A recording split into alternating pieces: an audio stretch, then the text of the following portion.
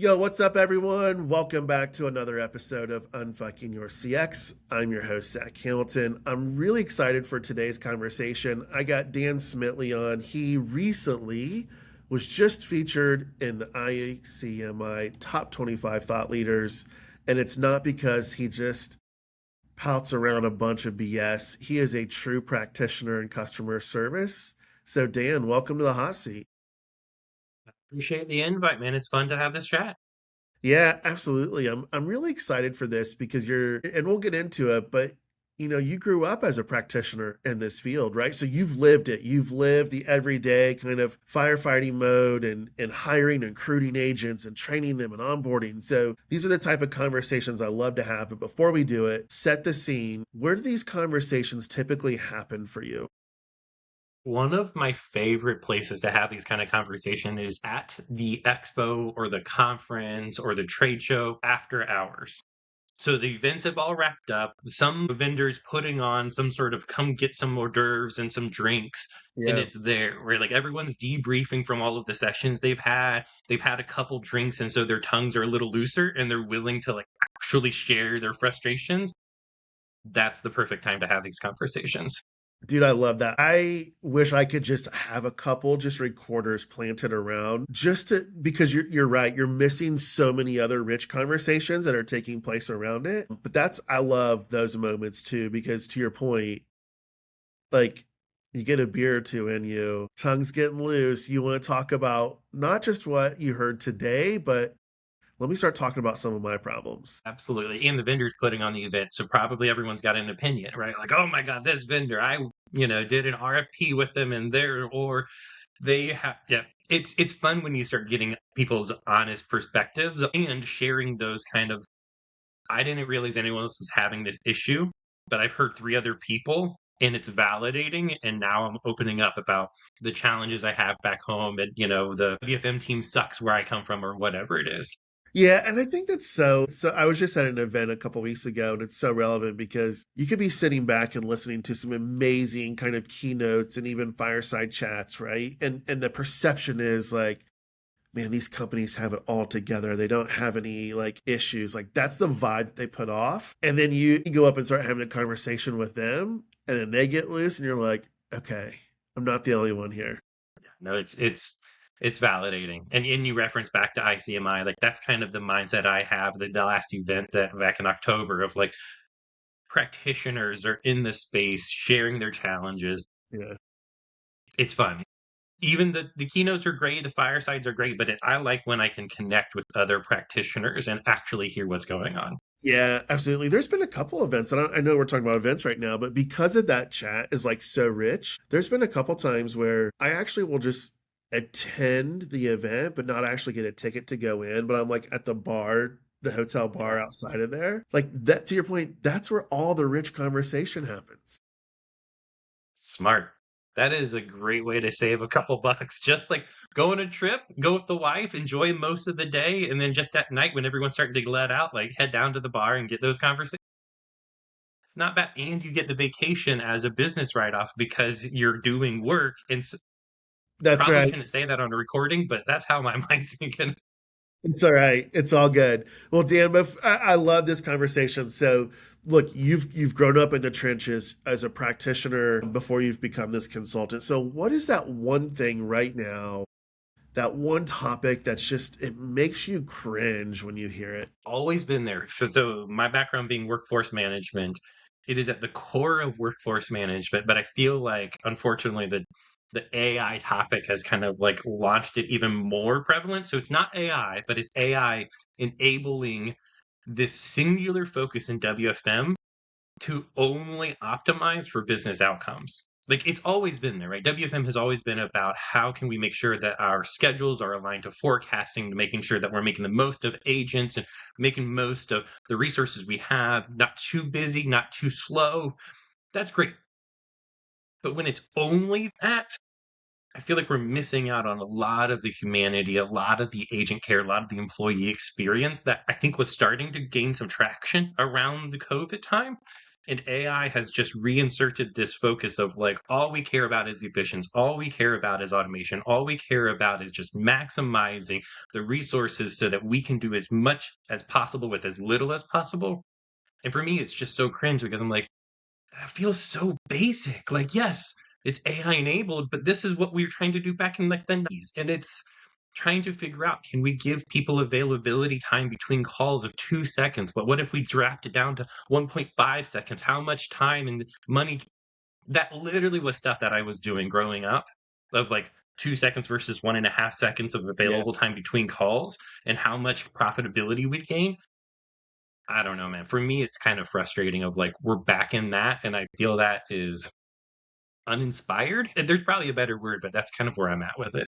Yeah, I'm with you. I think about going through that COVID time, right? I think one of the pieces that was really, really kind of brought to light was just kind of the cost of turnover, right? As we were going through COVID, we were all burnt out. We were all on our computers all day long, especially for contact center customer service agents who, let's just be honest, like the service issues coming in were not easy, right? Because at an emotional level in human like behavior, we were at our all-time high, right? So we were just leveraging agents as like our therapists and we were just taking it out on them. And I'm with you. I think employee experience took some really great leaps forward. And I think now, as you were just kind of talking through that, it reminded me of who was the company last year who like cut 40% of their agents.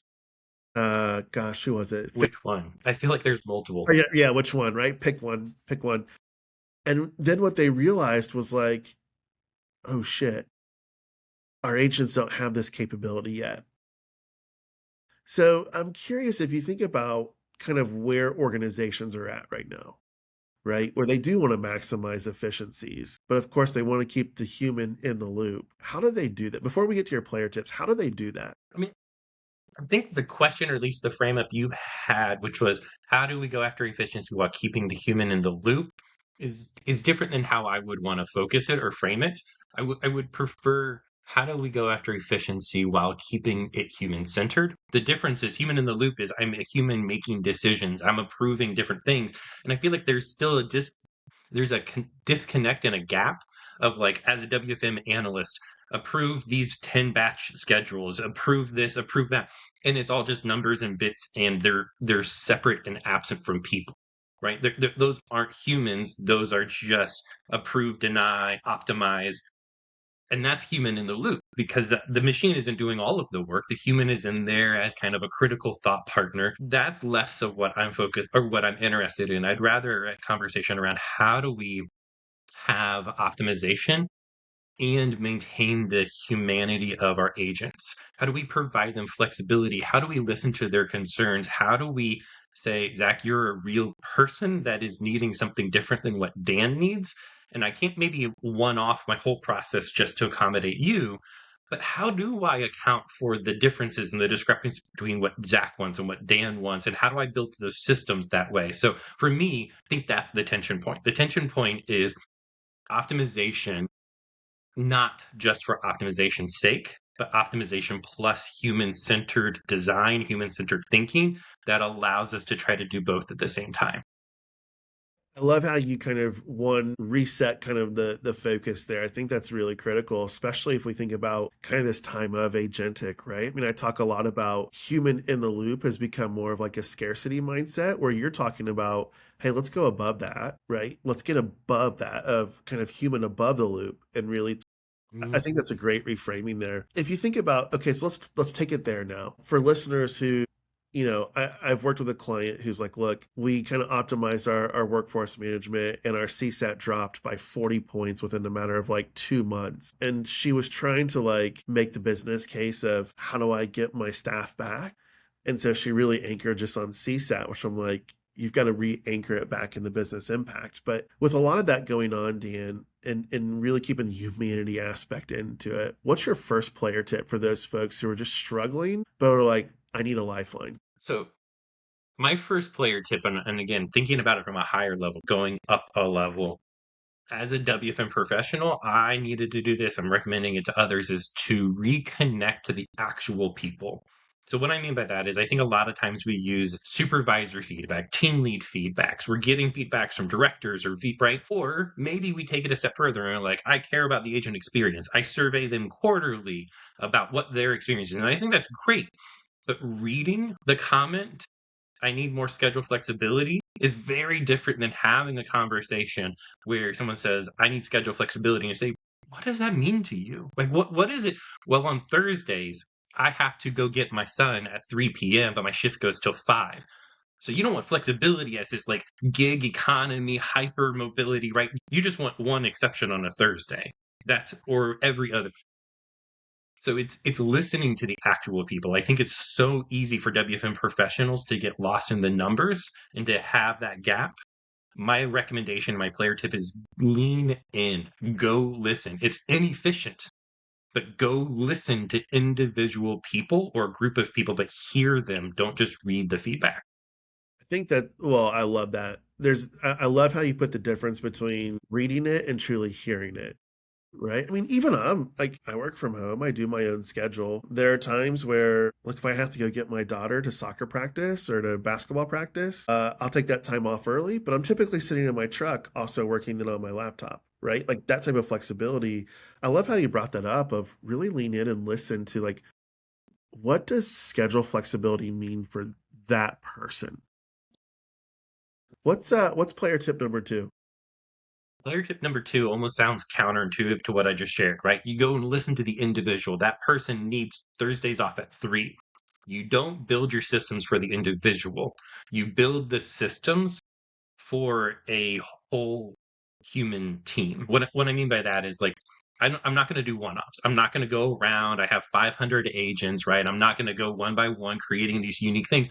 But what I want to hear is that one person needed that ability on Thursdays, and this person needs actually the ability to add, remove scheduled hours, and this person go and hear the individual stories and then start to build for it at a system level. I'm really challenged with this idea of like, I listened, I care, and I built one small thing for that one person that Zach got the exception that he gets this weird thing. And I pat myself in the back that I gave Zach a nice little cookie because he can now do his thing. Yeah. But I left the system as unstructured, inflexible, right?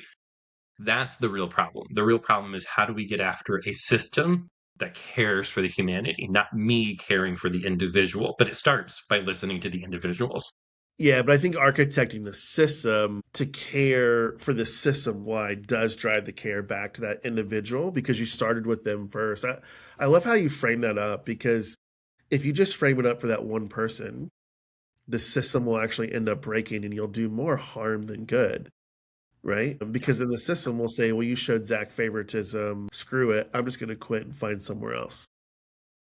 Exactly. Exactly. And we're wanting them to know that we care. And it doesn't sound like we care about them. It sounds like I care about Zach. Yeah. I love the counterintuitive pieces though, because I think it's the same when you think about employees, but also think about the same thing as like customers, right? You're going to listen to individual customers. You're listening to that individual person as a human, but then how do you design to where you can serve as many as possible? That's Love that. it's so spot on. What's your third player tip?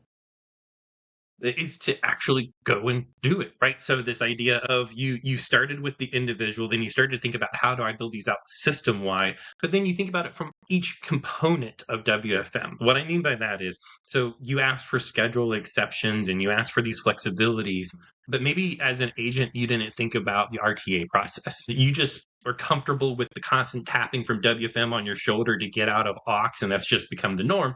But as WFM, you start to look at it, well, how can I increase the humanity across the board? Maybe I build a schedule flexibility program, but in doing that, I realized we're really inflexible with our RTA process. We are really too strict and too strict. And the way that we approach it is by saying, stop doing that, stop doing that, stop doing that, stop doing that, instead of how can I help? Instead of what's going on, is there an issue that I can help you with? So it's adjusting even some of these small things at a system level that says instead of coming with accusations at an RTA level, how would we embrace humanity by approaching it with like curiosity and more of a supportive tone? So listen, build the systems, and then see where else you can insert the humanity in your other pieces, even if people don't ask for it. That's brilliant. I love how you just even took it that step further, not just like act, but like act plus. Like, what else can we do while we're in there? It's when you think about doing this, Dan, so you've done this, right?